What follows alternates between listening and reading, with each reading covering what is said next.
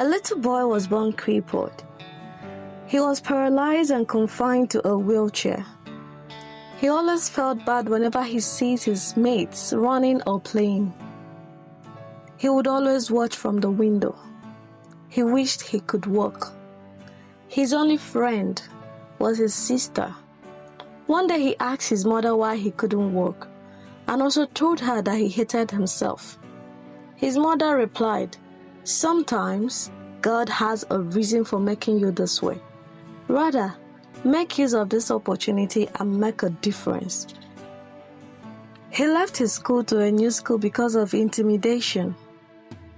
There he met a blind boy on the way to school. The blind boy was a beggar who begged on the road. He saw the boy standing in front of the school gate. Other students laughed at the boy, but he stood up for him.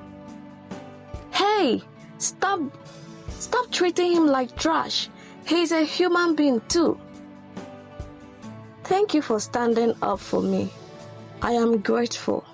I always hear the children sing and recite poems and rhymes. I wish I could see how beautiful the school is," the blind beggar replied. The boy felt bad for his friend and thanked God for the gift of sight. When he went home, he told his mother about his new friend. His mother replied, "When you see someone who needs help, do not fail to help. Only those who are in that position will understand, but don't wait to be in that position before you render help." All the boy could think about was his new friend. How can I help him? He asked himself. He was in a deep thought till he slept off. He bought a new book and a pencil and began writing a story about the school and what happens each day. After school, he ran to the location where his blind friend is and read out the stories for him.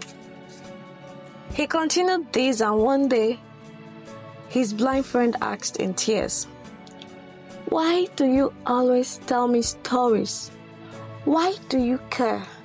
Why do you teach me what you've learned and what you learn every day? I've never had a friend, but I think you're my best friend." He hugged his blind friend and replied, "I don't want you to be left out. I love you. When you are in a position to help someone else, please do so." Years later, he became a storyteller, inspiring the youth, telling them they can be what they want to be if they set their mind to do it. His name was listed as one of the best storytellers by a foreign company after a blind boy gave his testimonies on news. He was reminiscing about his childhood days, and he remembered the words of his mother. Sometimes God has a reason for making you this way.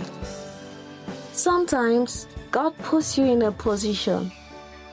He has also given you the wisdom on what to do when you find yourself in that position.